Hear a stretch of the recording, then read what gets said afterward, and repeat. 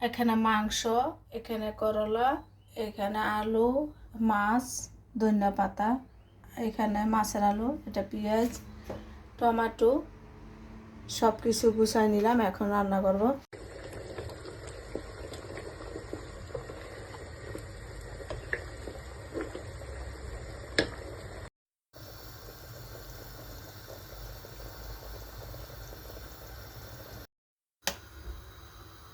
আসসালামু আলাইকুম, সবাই কেমন আছেন? আশা করি সবাই ভালো আছেন। যে যেখানে থাকেন সুস্থ থাকেন, ভালো থাকেন। তার একটা ছোট্ট ভিডিও নিয়ে আসলাম আপনার সাথে শেয়ার করার জন্য। তো কারো যদি ভালো লাগে তো লাইভ শেয়ার করে। তো এখানে আমি পেঁয়াজ কুচি দিলাম। আগে আমি মাছটা রান্না করব, এরপরে মাংস। তো আমি পানিটা আগে দিলাম, পেঁয়াজটা বাজে ছেড়ে দেবে বেশি। তো এখানে আদা রসুন আর জিরা বাটা আর হলুদের বাটি দিয়ে দিলাম।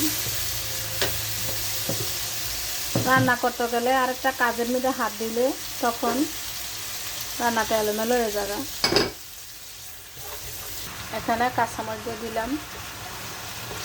তো মশলাটা কষানো হয়ে গেছে। এখন মাছটি আমি কষাই নেব। তো মাছটা আমি এখন দিয়ে দিতেছি। এখানে একটা মাছ নিয়ে আসছি, কারণ একটা মাছ আমাদের এক তো চলে দুপুরে। তো এটি আবার জাল দিলে এরপর বাসি হলে স্বাদ পাওয়া যায় না, সে কারণে শুধু দুপুরে লেগে আনছি। তো এক আপু প্রশ্ন করছে, আপু খালি কষানো মাছ কেন কেন, ভাজা মাছ স্বাদ লাগে না? আমাদের ভাজা মাছ স্বাদ কম লাগে, কষানো মাছটা একটু স্বাদ বেশি লাগে। এই কারণে আমি মাছটা কষানোই খাই। তো মাছটা কষানো হয়ে গেছে। এটা দেখতে দেখা যায় কাছে, কিন্তু এটা খাইতে ভালো লাগে। এক রঙের একটা মাছ। তো এখানে আমি এখন টমেটো দিয়ে দেবো। টমেটো একটু কষানো শেষ হলে তারপরে আমি আলু দেবো।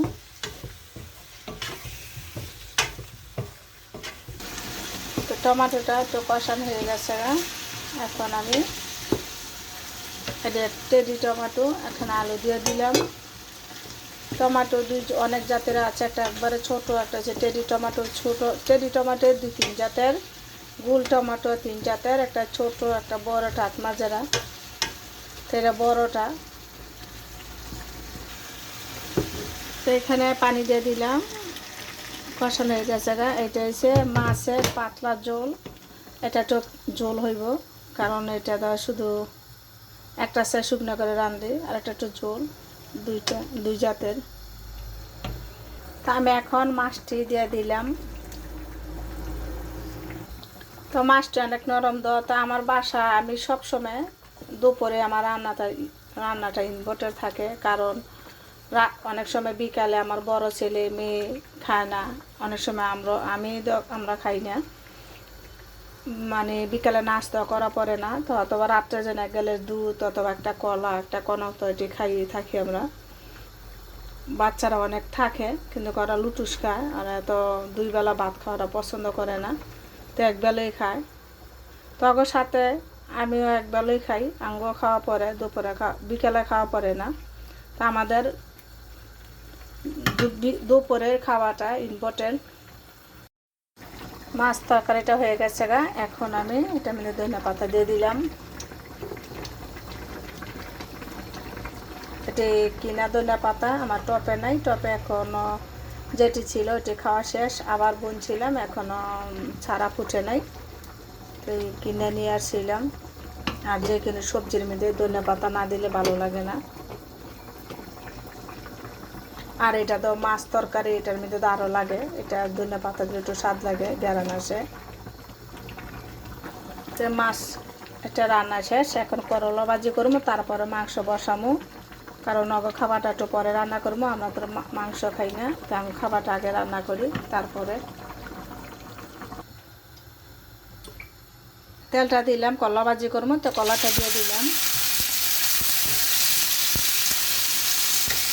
এখানে 1 চামচ লবণ দিলাম, বেশি লবণ দিলাম না।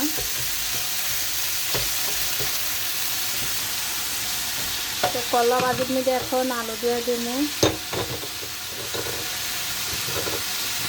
আর আলুটা অনেক করলার সাথে দিলে আলুটা গলে যাবো, তাই একটু পরে দিলাম অল্প, কারণ শুধু দুপুরের জন্য রান্না করলাম, ভাজিটা করলাম করলাটা। কারণ এটা আবার বাজি যখন গরম করবো তখন আবার স্বাদ পাবো না। তো কলা ভাজিটা শেষ হয়ে গেল, এখন মাংস বসাবো। আর মাংসর পরে আর কোনো রান্না নাই, পরে খালি ভাত। অল্পই ভাজি করলাম শুরু দুপুরের জন্য।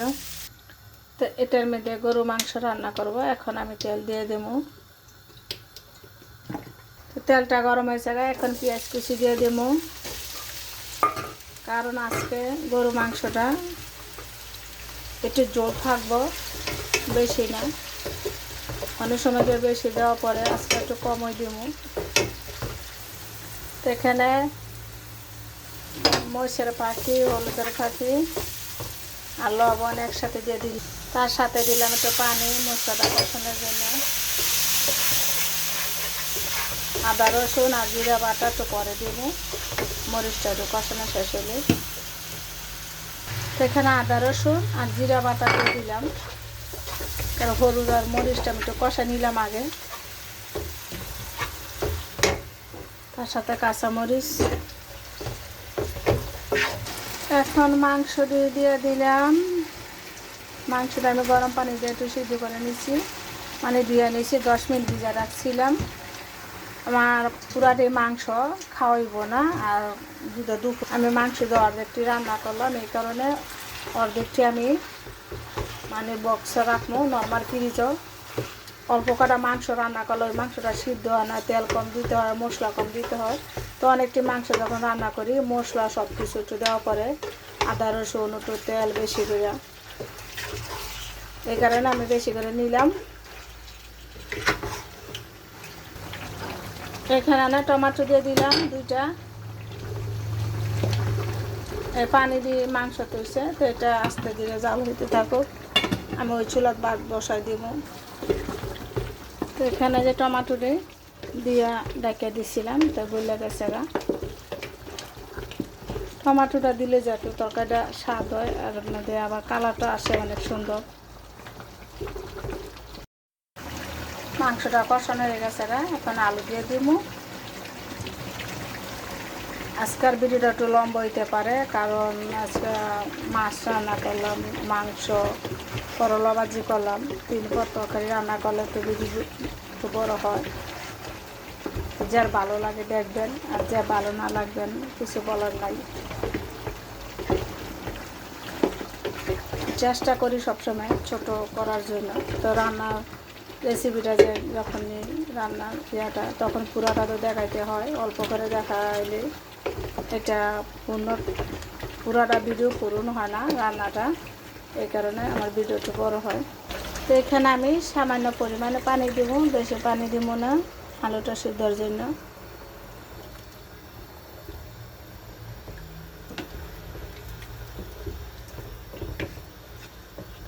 তার জন্য পানি দিলাম। তো আলুটা সিদ্ধ এখন হয় নাই।